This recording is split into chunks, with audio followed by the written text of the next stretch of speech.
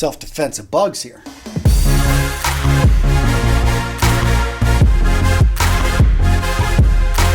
The first skill that I think every man needs to have, self-defense. You've got to be able to fight if your back is up against the wall. Now, growing up, I never learned how to fight, never studied martial arts. I was never in a fight, and I always felt this was something that was missing, to be a man, I needed to know how to kick somebody's ass. So what did I do? I joined the United States Marine Corps. That being said, let me be clear. Kicking somebody's backside does not make you a man. And what I learned in the Marines was the warrior mindset. It's all about the will. It's all about being able to take the action, about being observant about what's going on, and being able to have the basic moves to be able to defend yourself. You see, the first step to self-defense is not going out and buying a gun. It's not going out and buying a knife or a bat or even learning how to fight. It's about you changing your mindset to one that I am going to be 100% responsible for my own safety and the safety of those I care about. That mindset for me is all about maintaining situational awareness. There's a reason that I don't drink. I don't use drugs. I don't put myself in situations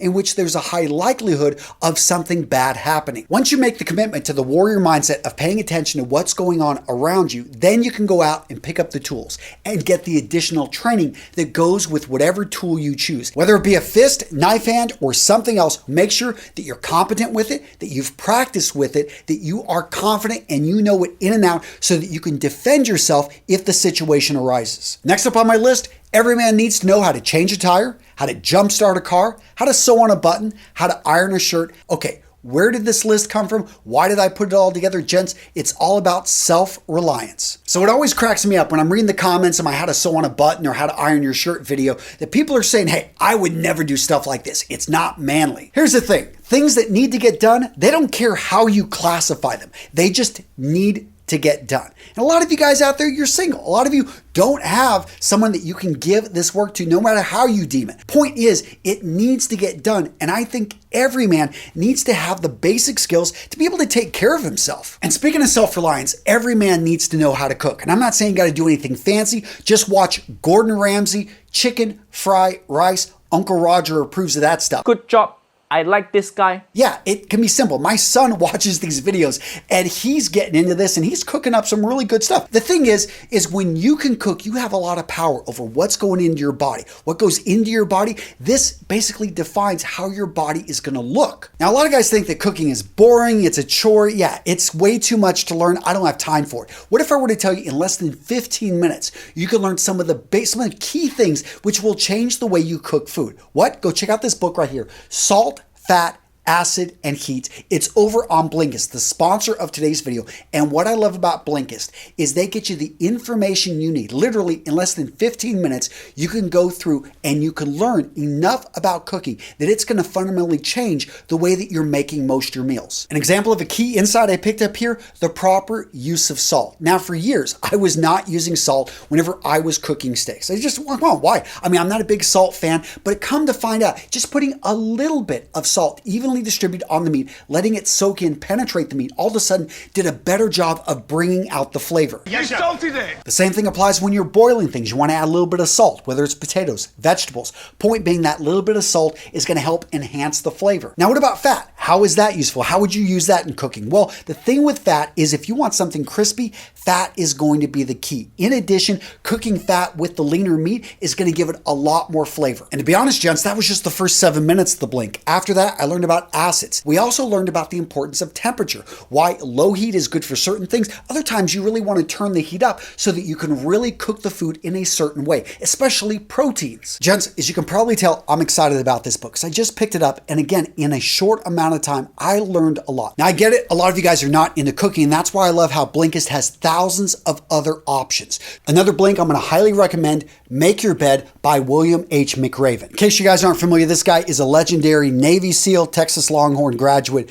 This dude talks about how to improve yourself. And it starts with something simple. Yes, making your bed. Anyone that has served in the military knows that you had to have your rack perfect. You had to have your bed made because it all started there with inspecting basically your room with those barracks, making sure that everything was squared away. Why does it matter if your bed is made perfectly? Because if you've paid attention to those details, in the military it's pretty much known, well, you probably paid attention to cleaning your weapon, because if you don't clean your weapon, guess what? Rust is going to form and it's not going to fire. In this blink, which is only 10 minutes by the way, McRaven really lays it out exactly why the little things matter, how you can start to make these little changes in your life, and how they can lead to big improvements over time. And in case you're wondering, also in my library, I've got Atomic Habits by James Clear. If you want to learn how to read people's body language, you want to check out What Everybody is Saying by Joe Navarro. And they've also got business classics like The 7 Habits of Highly Effective People by Stephen Covey. And by the way, all these blinks also come in audio format. So if you don't want to just read it in 15 minutes, you want to listen to it, they've got you covered there as well. That being said, if you want to dive deeper, if you're like, you know what, I'm enjoying this blink, but I want the full audiobook, they've got you covered there as well. They've got special membership pricing for being able to grab audiobooks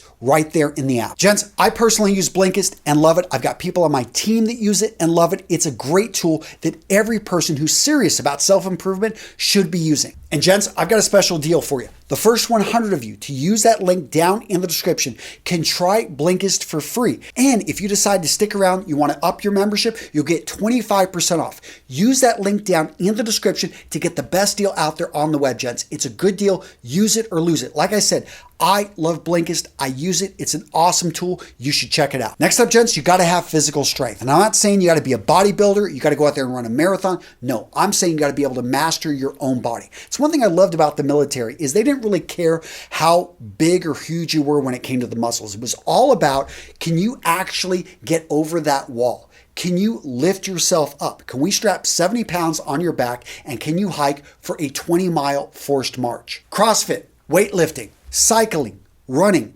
swimming. It doesn't matter what you choose, gentlemen. Find the one that works for you, that you resonate with, and then learn to master your own body. Next up, gents, financial acumen. Seriously, I have no idea why this is not taught in elementary school, in high school, and again in college. So important that you spend less than you actually earn and that you're saving money. Sounds simple, but so many of us screw this up, including me. Yes, I had to go through a bankruptcy and then read tons of books on personal finance to be able to figure this stuff out. Now, if you do go over to Blinkist to get our sponsor, check out Get a Financial Life. I really like this blink. It's by Beth Kobliner. Really easy read. I think it was 12 minutes, and you're going to learn a lot about the basics of personal finance. The next key skill I think every man needs to develop, how to protect your time like you protect your money. Now, we've all heard the saying that time is money. Many of us would agree with this, but very few of us actually implement it in our lives. I mean, think about it. If the richest man on his deathbed does not have enough money to buy another minute, what does that make this hour worth to you? Well, if you're like most people, you're just busy. You're doing things you were told to do. Sometimes you're even out there just wasting time because you don't know what to do with it. Gents, I challenge you to look at your life as if it's a calendar. In my situation, I'm 44 years old. If I doubled that, 88? Sounds like a good age, right? Here's the thing. Rip that calendar in half for me because I've already used half of my life. And there's no guarantee that I'm going to get that second half. All I know is that I've got today. So make sure, look at how much time, most of us don't have as much time as we think. We're idle with our time when it's our most precious resource. The next skill that every man needs to have to be able to build an internal compass that's going to help you navigate through life.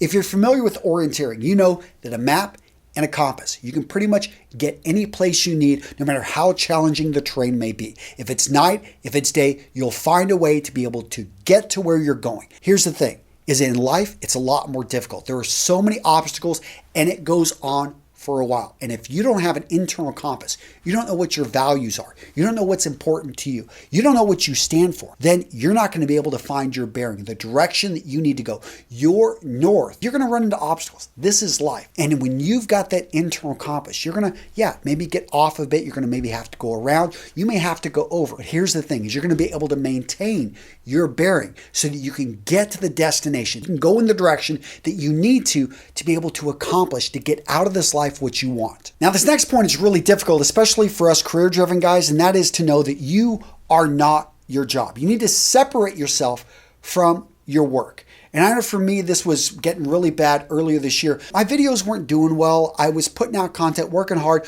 driving people on my team. And I was coming back home and I was, to be honest, an a-hole. And thank goodness I had a partner, my wife. She's let me know, hey, I actually don't want to be around you sometimes. You have to think, how are you being this way with your friends? Are you, because maybe work's going bad, you've lost your job, you're looking for a job, are you letting this affect your relationships with the people that care most about you?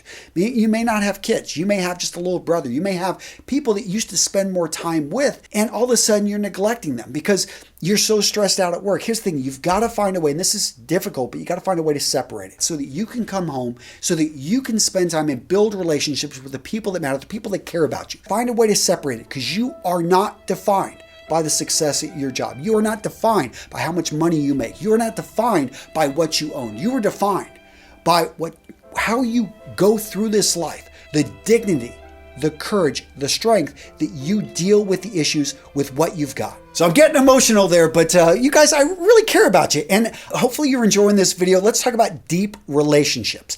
That's the next thing. I think you got to have the skill to be able to build deep relationships. Men are really good, and the research shows that with light relationships, yeah, we're better at that than we are deep relationships. The problem with light relationships is that over time, they start to disappear. We lose those connections. But you want to focus in on deeper relationships. And these are ones when you remember maybe people's birthdays, set it up in your calendar, easy win right there. Maybe send people gifts. I know for me, that's what I've done this summer. I've sent out a lot of books, a lot of those challenge coins, just friends of mine, people that have helped me out. And that's one of the quick hack right there. Just send out some gifts, some packages to people.